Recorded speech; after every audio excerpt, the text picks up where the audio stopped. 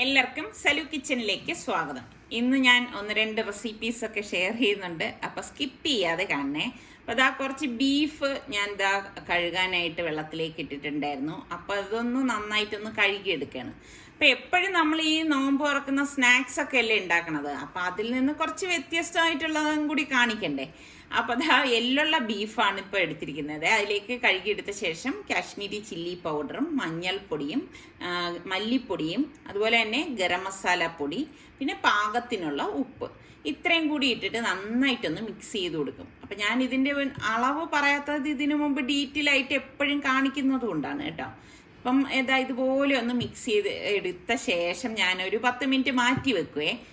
എന്നിട്ട് ഞാൻ മറ്റൊരു പാനിലേക്ക് വേറൊരു റെസിപ്പിക്ക് വേണ്ടിയിട്ടാണ് കുറച്ചധികം പുളി എടുത്തിട്ടുണ്ട്. അതുപോലെ തന്നെ ഈത്തപ്പഴം ഉണ്ടല്ലോ, ഈത്തപ്പഴം എടുത്തിട്ട് അതിൻ്റെ കുരു മാറ്റിയിട്ട് വേണം ഇടാനുള്ളത്. പുളിയിലും കുരു മാറ്റിയേക്കണേ. എന്നിട്ട് അതും ഒരു 5-6 എടുത്തിട്ടുണ്ട്. എന്നിട്ട് ഗ്യാസ് ഓൺ ചെയ്ത് കുറച്ച് തിളച്ച വെള്ളം ഞാൻ ഇതിലേക്ക് ഒഴിച്ചു കൊടുക്കുകയാണ്. അപ്പോൾ അത് ഒന്നും കൂടി ഒന്ന് തിളയ്ക്കണം, അതിന് വേണ്ടിയിട്ടാണ്, അപ്പോഴേ സോഫ്റ്റ് ആവത്തുള്ളൂ. പിന്നെ അടുത്ത അടുപ്പിലേക്ക് ഞാൻ കുറച്ചധികം വെള്ളം എടുത്തതിൽ ഉപ്പിട്ടിട്ട് ഒന്ന് ഇളക്കി എടുക്കുകയാണ്. അപ്പോൾ ഇളക്കി എടുത്തിട്ട് വറുത്ത അരിപ്പൊടി ഞാൻ ഇട്ട് കൊടുക്കുകയാണ് കേട്ടോ. എന്നിട്ട് ഇതൊന്ന് ഇളക്കിയെടുക്കും, നന്നായിട്ട് ഇത് മിക്സ് ചെയ്തെടുക്കും. അപ്പോൾ പത്തിരിക്ക് വേണ്ടിയിട്ടാണ് ഞാനിപ്പോൾ ഇത് കുഴച്ചെടുക്കുന്നത് കേട്ടോ. അപ്പം ചൂടോടുകൂടി തന്നെ നമ്മൾ കുഴച്ചെടുക്കണമല്ലോ. അപ്പം എനിക്ക് ഈ പറഞ്ഞ മാതിരി നേരമില്ലാത്തത് കൊണ്ട് ഞാൻ ഈ പ്രോസസ്സർ എടുത്ത് വെച്ചിട്ട് അതിലാണ് കുഴയ്ക്കാൻ പോകുന്നത്.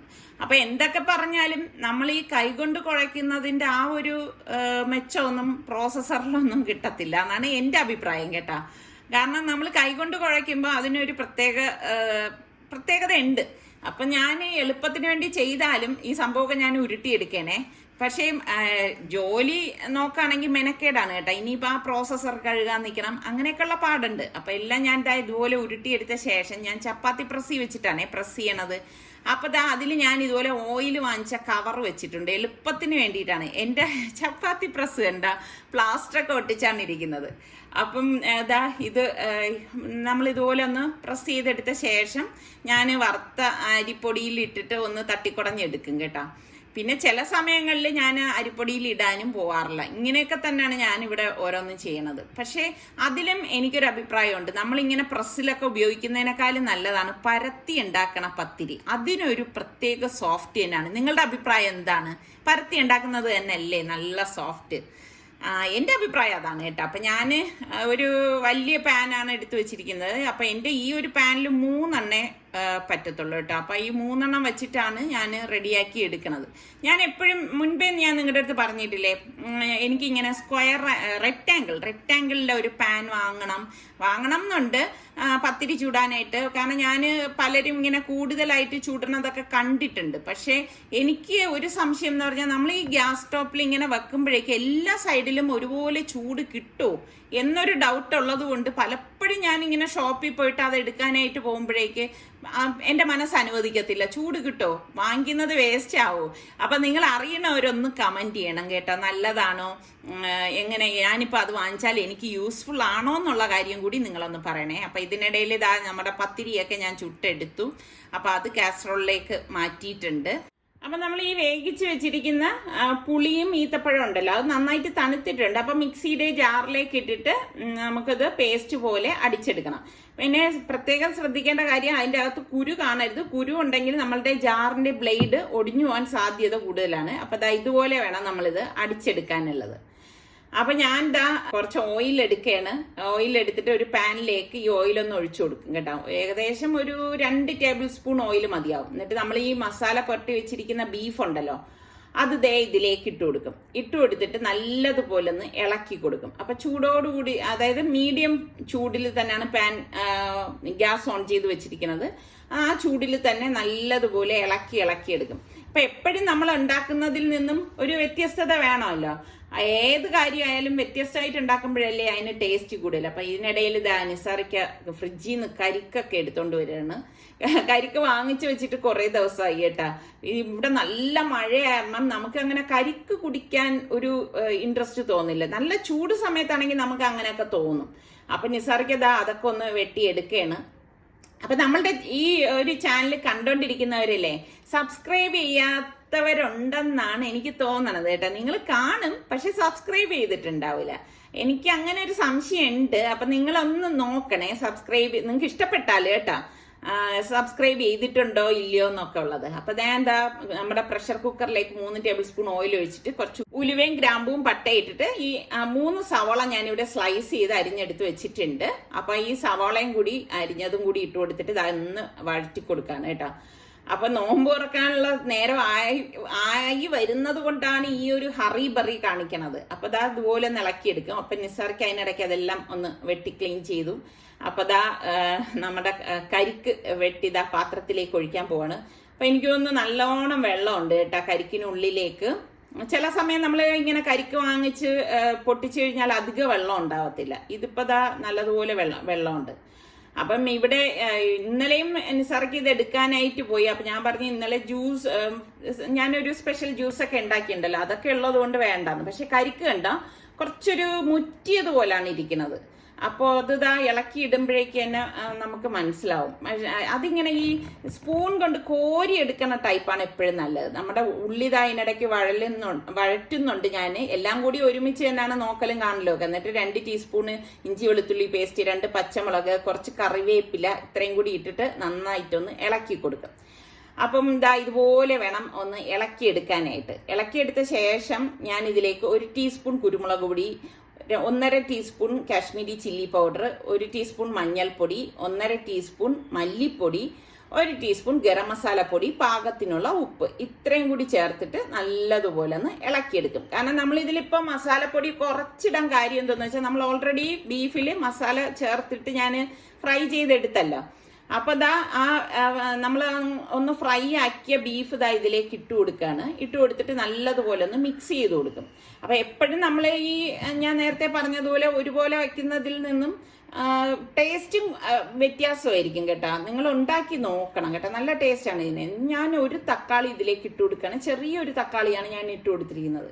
എനിക്കാണെങ്കിൽ ഇങ്ങനെ ഈ ചിക്കൻ ആയാലും മട്ടൺ ആയാലും ഏതിനായാലും തക്കാളി ഇടുക എന്ന് പറഞ്ഞാൽ എനിക്കത് എന്തോ ഒരു ബുദ്ധിമുട്ടാണ് കേട്ടോ. എന്നിട്ട് ഞാൻ ഇതിലേക്ക് ഏകദേശം ആ ബീഫ് നഗൊക്കെയുള്ള വെള്ളം ഒഴിച്ചിട്ട് ഇതാ ഒന്ന് ഇളക്കി കൊടുക്കുകയാണ് കേട്ടോ. കാരണം നമ്മളിത് ഒന്ന് ഫ്രൈ ചെയ്തെടുത്തത് കൊണ്ട് തന്നെ ഇതിൽ നിന്ന് ഇനി ചാറൊന്നും വരാനായിട്ട് പോകുന്നില്ല. അപ്പൊ അതുകൊണ്ടാണ് ഞാൻ ഇതിലേക്ക് വെള്ളം ചേർത്തിട്ട് ഇതാ ഒന്ന് ഇളക്കി എടുക്കുന്നത്. അപ്പം നിങ്ങൾക്കൊക്കെ തക്കാളി ഉപയോഗിക്കാൻ ഇഷ്ടമാണോ? എന്നിട്ട് ഞാൻ കുറച്ച് മല്ലിയിലയും കൂടി ഇട്ട് കൊടുക്കാണ് കേട്ടോ. എനിക്ക് ഈ ഇങ്ങനെയുള്ള കറികളിലൊക്കെയാണ് കേട്ടോ എനിക്ക് തക്കാളി ഉപയോഗിക്കാൻ വലിയ താല്പര്യം ഇല്ലാത്തത്. ഞാൻ പൊതുവേ അങ്ങനെ കുറവാണ് ഉപയോഗിക്കുന്നത്. എന്നിട്ട് പ്രഷർ കുക്കർ മൂടി വെയിറ്റ് ഇട്ടിട്ട് നമുക്കൊരു 4 വിസിൽ വരെ ഇതൊന്ന് വേവിച്ചെടുക്കാം. ഞാൻ ഇതൊക്കെ കഴിഞ്ഞ് വന്നപ്പോഴേക്കും നിസാർക്കത് കരിക്കെല്ലാം ഇളക്കി എടുത്തിട്ടുണ്ട്. അപ്പൊ അതിന് കട്ടിയുള്ളത് കൊണ്ട് ചെറുതായിട്ടൊന്ന് കട്ട് ചെയ്തൊക്കെയാണ് ഇതായിട്ടിരിക്കുന്നത്. അപ്പൊ ഇതാ ഇതുപോലെ ഇളക്കി കൊടുക്കാണ്. പിന്നെ നിസാർക്കത് ഇതിലേക്ക് നന്നാറി സിറപ്പ് ഒഴിച്ചു കൊടുക്കാണ്. ഇതെന്റെ റെസിപ്പി ഒന്നും അല്ല കേട്ടോ, നിസാർക്കയുടെ റെസിപ്പിയാണ്. അപ്പോഴേക്ക് ഇതാ ഇതും കൂടി ഒന്ന് ഇളക്കി എടുക്കുകയാണ്. അപ്പൊ നല്ല തണുത്താണ് ഇരിക്കണ കരിക്ക് ഓൾറെഡി. അപ്പൊ ഞാനൊരു ബൗൾ എടുത്തിട്ട് ഇതിലേക്ക് പുഴുങ്ങിയ 3 പൊട്ടറ്റോ ഇട്ടിട്ട് ഒന്ന് ഉടച്ചു കൊടുക്കണം. അപ്പൊ ഈ ഒരു സംഭവം ഉണ്ടാക്കി കൊടുക്കണം എന്ന് ഏകദേശം 1 മാസത്തോളമായി റിസ്വാന്റെ പുറകെ നടക്കുന്നുണ്ടേ. ഞാനാണെങ്കിൽ ഈ പല തിരക്കുകളൊക്കെ ആയത് കാരണം ഞാൻ പിന്നെ ആവട്ടെ നീക്കി വെച്ച് അപ്പൊ ഇപ്പൊ ഞാൻ വിചാരിച്ചു എന്തായാലും ഒരു കാര്യം നമ്മളെടുത്ത് ആവശ്യപ്പെടുമ്പോൾ ഇനി അധികം നീട്ടാൻ പാടില്ലല്ലോ. അപ്പൊ ഞാൻ എന്താ പുഴുങ്ങിയ കടല കുറച്ചിട്ട് കൊടുക്കാണ്. അതുപോലെ പകുതി സവള ചെറുതായിട്ട് അരിഞ്ഞതും ഇട്ട് കൊടുക്കാണ്. അപ്പൊ നമ്മുടെ ബീഫ് റെഡി ആവുന്നുണ്ട്. പിന്നെ ഇതിലേക്ക് നമ്മൾ കുറച്ച് മല്ലിയിലയും 1/2 ടീസ്പൂൺ കുരുമുളക് പൊടി, 1/2 ടീസ്പൂൺ മല്ലിപ്പൊടി, 1/2 ടീസ്പൂൺ മഞ്ഞൾപ്പൊടി, 1/2 ടീസ്പൂൺ കാശ്മീരി ചില്ലി പൗഡർ, പാകത്തിനുള്ള ഉപ്പ്, 1/4 ടീസ്പൂൺ ആംചൂർ പൗഡറും 1/2 ടീസ്പൂൺ ചെറിയ ജീരകത്തിന്റെ പൊടിയും കൂടി ഇട്ട ശേഷം നാരങ്ങയുടെ നീര് ഞാനിവിടെ ഒഴിച്ചു കൊടുക്കുകയാണ്. പകുതി നാരങ്ങയുടെ നീര് ഇതുപോലെ പിഴിഞ്ഞൊഴിച്ചു കൊടുക്കണം. എന്നിട്ട് എല്ലാം ചേർത്ത് മിക്സ് ചെയ്ത് കൊടുക്കണം. അപ്പൊ നിങ്ങളുടെ കയ്യിൽ ചാട്ട് മസാല ഉണ്ടെങ്കിൽ അതും കൂടി ചേർത്ത് കൊടുക്കേ. ഇവിടെ എനിക്ക് ചാട്ട് മസാല ഇഷ്ടമാണ്, പക്ഷെ ഇവിടെ മക്കൾക്കൊന്നും അതിന്റെ ആ ഒരു ടേസ്റ്റ് ഇഷ്ടമല്ല, അതുകൊണ്ട് ഞാൻ ചേർത്തിട്ടില്ല. അപ്പൊ ഞാൻ അത് അടച്ച് മാറ്റി വെച്ചിട്ട് നമ്മൾ ഒരു അരിപ്പയിൽ നമ്മൾ അടിച്ചെടുത്ത ആ പുളി ഉണ്ടല്ലോ, പുളി ഈത്തപ്പഴം ഉള്ളത്, അതൊന്ന് അരിച്ചെടുക്കണം. അപ്പൊ ഇതുപോലെ ഒന്ന് അരിച്ചെടുത്ത ശേഷം നമുക്ക് പാകത്തിനുള്ള വെള്ളം ഇതിലേക്ക് ഒഴിച്ചിട്ട് ഫുള്ളായിട്ട് നമുക്കൊന്ന് അരിച്ചെടുക്കണം. അരിച്ച് തന്നെ എടുക്കണേ, അല്ലെങ്കിൽ എന്താ വെച്ചാൽ അതിന്റെ കൊത്തൊക്കെ അവിടെ കാണും. അപ്പൊ നമുക്കത് കഴിക്കുമ്പം ഒരു ഡിസ്റ്റർബ് ആയിരിക്കും. അപ്പം ഇതിലേക്ക് ഞാൻ ഏകദേശം അരക്കപ്പോളം ശർക്കരപ്പാനി, ഇച്ചിരി കട്ടിയുള്ള ശർക്കരപ്പാനി ഒഴിച്ചിട്ട് ഇതുപോലെ ഒന്ന് ഇളക്കി കൊടുക്കാണ്. ഇളക്കി കൊടുത്ത ശേഷം നമുക്കിനി ഇതിലേക്ക് കുറച്ച് പൊടികളൊക്കെ ഇട്ട് കൊടുക്കണം. അപ്പം ഞാൻ 1/2 ടീസ്പൂണ് കുരുമുളക് പൊടി, 1 ടീസ്പൂൺ മുളക് പൊടി, 1 ടീസ്പൂൺ ചെറിയ ജീരകത്തിൻ്റെ പൊടി, 1 ടീസ്പൂൺ മല്ലിപ്പൊടി, 1/2 ടീസ്പൂൺ ബ്ലാക്ക് സോൾട്ട് തന്നെ ഉപയോഗിക്കണേ. ഇങ്ങനെയൊക്കെ ഉപയോഗിക്കുമ്പോഴാണ് ആ ഒരു നോർത്ത് ഇന്ത്യൻ ടേസ്റ്റ് നമുക്ക് കിട്ടണത്. എന്നിട്ട് ഇത് നല്ലതുപോലെ ഒന്ന് ഇളക്കി കൊടുത്ത ശേഷം ഞാൻ ജസ്റ്റ് ഇതൊന്ന് അടുപ്പത്തേക്ക് ഒഴിച്ചു കൊടുക്കുകയാണ്. ഒരു പാനിലേക്ക് ഒഴിച്ചു കൊടുത്തിട്ട് അതൊന്ന് തിളപ്പിക്കും കേട്ടോ. ഒന്നും കൂടി എല്ലാം കൂടി യോജിച്ച് വരാൻ വേണ്ടിയിട്ടാണ് ഇപ്പം അടുപ്പത്ത് വെച്ചിട്ട് ഒന്ന് തിളപ്പിച്ചെടുക്കുന്നത്. അപ്പം ഇതിന് പറയുന്ന പേരാണ് കട്ടാ മീട്ട പാനി എന്ന് വെച്ചാൽ കുറച്ച് പുളിയും മധുരവും ഒക്കെ ഉള്ള വെള്ളമാണിത്. അപ്പം ഇതിപ്പം തിള വന്നിട്ടുണ്ട്. അപ്പം ഇത്രയും മതിയാവും. അപ്പം ഞാൻ ഗ്യാസ് ഒന്ന് ഓഫ് ചെയ്യാണ്. അപ്പം നമുക്കൊരു പാനി ഉണ്ടാക്കാൻ വേണ്ടി മിക്സിയുടെ ജാറിലേക്ക് ഞാൻ 1 കൈപ്പിടി പുതിന ഇലയും 1 കൈപ്പിടി മല്ലി ഇലയും കൂടി ഇട്ട് കൊടുക്കുകയാണ്. ഇതോടൊപ്പം തന്നെ 1 പച്ചമുളകും കൂടി ഇട്ട് കൊടുക്കുന്നുണ്ട്. അതുപോലെ ഒരു ചെറിയ പീസ് ഇഞ്ചി. എന്നിട്ട് നമുക്കിതിലേക്ക് ബ്ലാക്ക് സോൾട്ട് ഇട്ട് കൊടുക്കുന്നുണ്ട് 1/2 ടീസ്പൂണ്. എന്നിട്ട് പാകത്തിനുള്ള വെള്ളം കൂടി ഒഴിച്ച് നമുക്കിതൊന്ന് അരച്ചെടുക്കണം. അപ്പം ഇത് നന്നായിട്ടൊന്ന് അരച്ചെടുക്കണം. അരച്ചെടുത്ത ശേഷം നമുക്കിതൊരു അരിപ്പേ കൂടി അരിച്ചൊഴിച്ചു കൊടുക്കാം. ഇതുപോലെ വേണം അരിച്ച് ഒഴിക്കാനുള്ളത്. അപ്പോൾ നമ്മളുടെ പാനിയും ഇവിടെ റെഡി ആയിട്ടുണ്ട്. പിന്നെ കുറച്ച് വെള്ളം കൂടി ഒഴിച്ച് ഞാനത് ഒന്ന് ലൂസാക്കുകയാണ്. ആ പാനി കണ്ടിട്ടില്ലേ, നമുക്ക് കുറച്ച് ലൂസായിട്ടാണ് ഇരിക്കുന്നത്. അപ്പോൾ കുറച്ചധികം വെള്ളം കൂടി ഞാൻ ഒഴിച്ചു കൊടുക്കുന്നുണ്ട്. അപ്പം നമ്മളുടെ പാനിയും റെഡി ആയിട്ടുണ്ട്. അപ്പം ഈ പാനിയിലേക്ക് ഞാൻ 1 നാരങ്ങ ഫുള്ളായിട്ട് പിഴിഞ്ഞൊഴിച്ചു കൊടുക്കുകയാണ്. എങ്കിലേ ടേസ്റ്റ് ഉണ്ടാവത്തുള്ളൂ കേട്ടോ. ഇച്ചിരി പുളിപ്പൊക്കെ വേണമല്ലോ. അപ്പം 1 നാരങ്ങ തന്നെയാണ് നല്ല ചാറുള്ളത് തന്നെയാണ് ഞാനിവിടെ എടുത്തിരിക്കുന്നത്. അപ്പം അതും കൂടി ഇതുപോലെ പിഴിഞ്ഞൊഴിച്ച ശേഷം 1/2 ടീസ്പൂൺ ചെറിയ ജീരകത്തിൻ്റെ പൊടി, 1/2 ടീസ്പൂൺ ആംചൂർ പൗഡർ, 1/2 ടീസ്പൂൺ കുരുമുളക് പൊടി, ഇത്രയും കൂടി ഇട്ടിട്ട് നന്നായിട്ടൊന്ന് മിക്സ് ചെയ്ത് കൊടുക്കും. ഞാൻ പറഞ്ഞില്ലേ, നിങ്ങളുടെ കയ്യിൽ ചാട്ട് മസാല ഉണ്ടെങ്കിൽ ഇതിലും നമ്മൾ ചാട്ട് മസാല യൂസ് ചെയ്യാം. അപ്പം ഞാൻ അത് ഉപയോഗിക്കുന്നില്ല, കാരണം നമ്മൾക്ക് കഴിക്കാനുള്ളതല്ലേ. ഇവിടെ കുട്ടികൾക്ക് അത് ഇഷ്ടമില്ല. അപ്പം അതുകൊണ്ട് ഞാനത് ചേർക്കുന്നില്ല. എന്നിട്ട് നന്നായിട്ടൊന്ന് മിക്സ് ചെയ്ത് കൊടുക്കണം.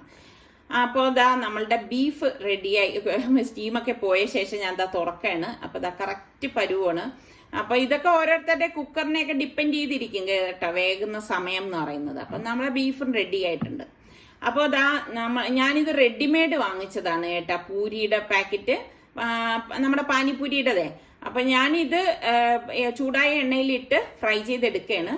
ഇത് റെഡിമെയ്ഡ് പാക്കറ്റ് ഉള്ളത് കൊണ്ട് തന്നെ നമുക്ക് വലിയ പണിയൊന്നും ഇല്ല കേട്ടോ. പക്ഷെ ഞാൻ ഇത് ഉണ്ടാക്കിയതിന്റെ വീഡിയോ 6 വർഷം മുൻപ് ഞാൻ പോസ്റ്റ് ചെയ്തിട്ടുണ്ടായിരുന്നു കേട്ടോ. അപ്പൊ അത് ഞാൻ പിൻഡ് കമന്റ് ആയിട്ട് കൊടുക്കാമേ. എന്റെ പഴയ വീഡിയോ നിങ്ങളൊന്ന് കണ്ടു നോക്കേട്ടാ. നല്ല പൂരി തന്നെയാണ്. അപ്പൊ നിങ്ങൾ ട്രൈ ചെയ്ത് നോക്കേട്ടാ. റെഡിമെയ്ഡ് മതിയെങ്കിൽ ഇതുപോലെ വാങ്ങിച്ചിട്ട് ഫ്രൈ ചെയ്തെടുത്താലും മതി. അപ്പോൾ ഈ സംഭവം ഫ്രൈ ആയി വന്നപ്പോഴേക്ക് ഞാൻ എടുക്കുകയാണ്. അപ്പോൾ റിസ്വാൻ എൻ്റെ അടുത്ത് ഞാൻ പറഞ്ഞില്ലേ, കുറേ നാളുകൊണ്ട് പറയണുണ്ട്, ഉമ്മ പാനിപ്പൂരി ഉണ്ടാക്കിത്താ, പാനിപ്പൂരി ഉമ്മ എന്തെല്ലാം ഉണ്ടാക്കും, പിന്നെ പാനിപ്പൂരി ഒന്നും ഉണ്ടാക്കിത്താന്ന്. അപ്പോൾ അത് ഞാൻ അന്നേ വാങ്ങി വെച്ചിരിക്കുകയാണ്, ഇതിൻ്റെ ഈ പൂരി ഉണ്ടാക്കുന്ന സാധനമൊക്കെ. പക്ഷേ ചില സമയങ്ങളിൽ ഇങ്ങനെയാണല്ലോ, നമ്മൾ ഇന്നുണ്ടാക്കാം നാളെ ഉണ്ടാക്കാമെന്ന് വിചാരിച്ചാണ് ഇങ്ങനെ ഇത്രയും നീണ്ടുപോയത്.